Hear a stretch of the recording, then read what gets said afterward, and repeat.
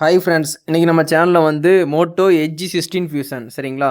இந்த ஃபோன் வந்து அன்பாக்சிங் பண்ணிவிட்டு அப்படியே சின்ன ரிவ்யூ மாதிரி பார்த்துடலாம். இந்த ஃபோனோட சைஸ்ன்னு பார்க்கும்போது உங்களுக்கு வந்து 6.67 வந்து கொடுத்துருக்காங்க சரிங்களா. டைமென்ஷன் பார்க்கும்போது 8.3 திக்னஸ் கொடுத்துருக்காங்க. வெயிட்டுன்னு பார்க்கும்போது 180 கிராம் இருக்குது. கொரியா கிளாஸ் 7i ப்ரொடக்ஷன் வந்து கொடுத்துருக்காங்க. Silicon polymer back eco leather finishing வந்து கொடுத்துருக்காங்க சரிங்களா. நம்ம பார்த்துருக்க கலர் வந்து பேண்டோன் ஒரு கலர் சரிங்களா. அந்த கலர் தான் பார்த்துருக்கோம். ஒரு மாதிரியான க்ரீன் கலரு. 2 நேனோஸும் போட்டுக்கலாம். IP68 69 2 ரேட்டிங்குமே கொடுத்துருக்காங்க. இதில் வந்து OLED டிஸ்பிளே யூஸ் பண்ணியிருக்காங்க. 1 பில்லியன் கலர் சப்போர்ட் ஆகும். 120 ஹெர்ட்ஸ் ரெஃபரன்ஸ் ரேட் இருக்குது. HDR10+ சப்போர்ட் இருக்குது. 4500 நிட்ஸ் வந்து பீக் பிரைட்னஸ் வந்து கொடுக்குறாங்க. 4500 நிட்ஸ்னால் உங்களுக்கு டேரக்ட் சன்லைட்டில் நல்லாவே வந்து ஃபோன் விசிபிள் ஆகும். ரெசல்யூஷன் பார்த்தீங்கன்னா 1220 × 2712 பிக்சல்ஸ் வந்து கொடுக்காங்க. பிபி டென்சிட்டின்னு பார்த்தீங்கன்னா உங்களுக்கு 446 பிபி டென்சிட்டி வந்து கொடுக்குறாங்க. உங்களுக்கு ஆண்ட்ராய்டு 15 வந்து அவுட் ஆஃப் பாக்ஸில் கிடச்சிரும். ஏன்னா வந்து போன வருஷம் வந்த ஃபோனு, அதனால் ஆண்ட்ராய்டு 15 தான் கிடைக்கும்.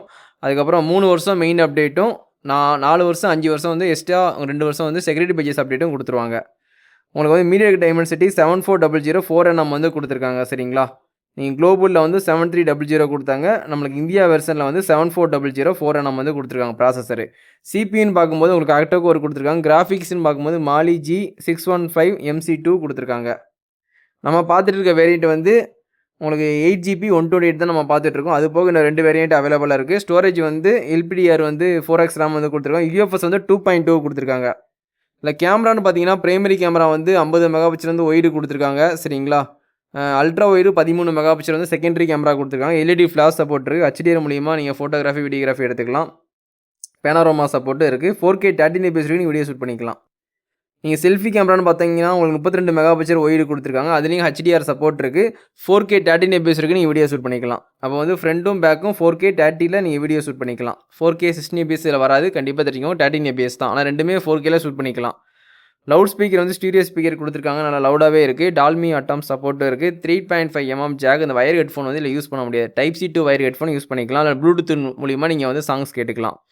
ஒய்ஃபை வந்து 6 கொடுத்துருக்காங்க. Dual pant. ப்ளூடூத் பார்த்தீங்கன்னா உங்களுக்கு 5.4 கொடுத்துருக்காங்க. NFC வந்து உங்களுக்கு இருக்குது, கண்டிப்பாக யூஸ்ஃபுல்லாக இருக்கும். USB வந்து Type-C போட்டு தான் கொடுத்துருக்காங்க 2.0. OTG சப்போர்ட் இந்த ஃபோனில் இருக்குது.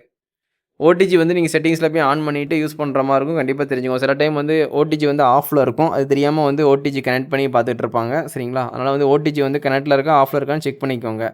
ஃபிங்கர் பிரிண்ட்னு பார்த்தீங்கன்னா உங்களுக்கு வந்து அண்டர் டிஸ்பிளே வந்து ஆப்டிக்கல் ஃபிங்கர் பிரிண்ட் வந்து கொடுத்துருக்காங்க சரிங்களா.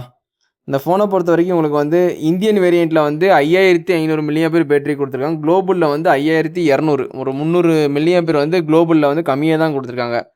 68 வாட்ஸ் வந்து ஃபாஸ்ட் சார்ஜிங் சப்போர்ட் கொடுத்துருக்காங்க, கண்டிப்பாக யூஸ்ஃபுல்லாக இருக்கும். இதோட இந்த வீடியோ வந்து எண்ட் பண்ணிக்கிறேன். Thank you, bye friends.